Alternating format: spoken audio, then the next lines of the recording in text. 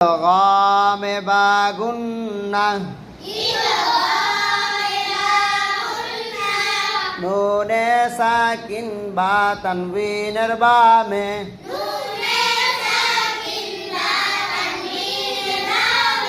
ইদগাম বা গুন্নার হরফ আসিলে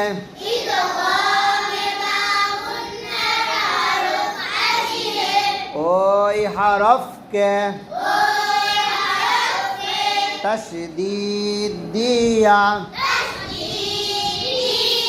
গুন্নার সহিত পড়িতে হয়।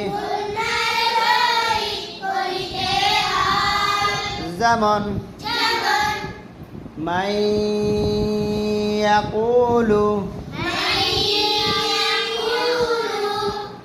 মিন মিসলিহি